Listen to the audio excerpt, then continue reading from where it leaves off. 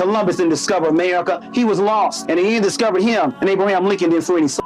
Another way to look at it, my story is very, very close to the word mystery, and I want to clear up a couple of mysteries right now. The book is titled Great People, Past and Present. What happened to a people that built the pyramids and yet now live in projects? What happened? What happened to a people that are the first to read and write using a term called hieroglyphics and yet now can no longer read or write? In essence, what happened to a people?